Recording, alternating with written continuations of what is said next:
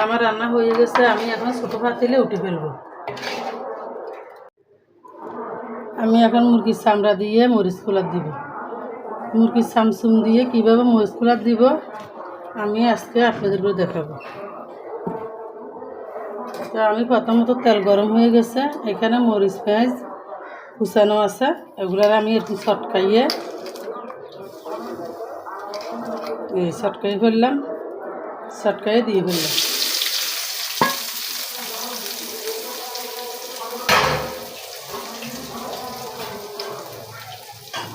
দিয়ে একটু লাড়ে ছেড়ে নিলাম। তো আমি একবারে দিয়ে দিতেছি চামড়াগুলা।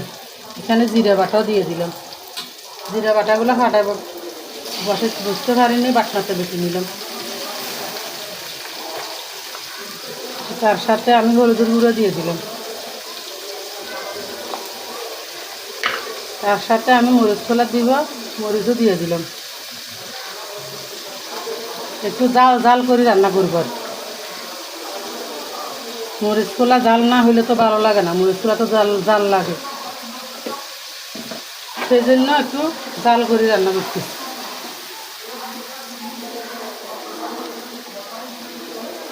তার সাথে একটু লবণ দিয়ে দিলাম।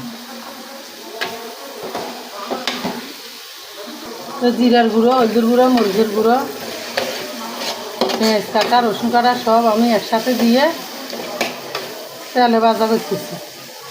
একদম এগুলো ভেজে লাল লাল করে ফেলবো আমি।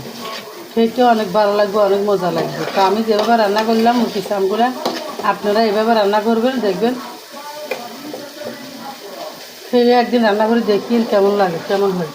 আর আমার রান্নাটা যদি আপনাদের কাছে ভালো লাগে তাহলে একটা কমেন্টটা শেয়ার করবেন। আমার ফেসবুক মামা তো আমার ভিডিও মনে পছন্দ করে না, সেই জন্য সবসময় আমার ফেসটা লাল করে রাখে। কেননা আমি ভিডিও সবসময় ছাড়ি, সময় দিই, তাও জানি না কী সমস্যা আমার সাথে হইতেছে। দেখেন খুব দারুণ কালার, অসাধারণ একটা কালার আসছে। তো এখন তার সাথে আমি একটা টমেটো কেটে দিয়ে দিলাম।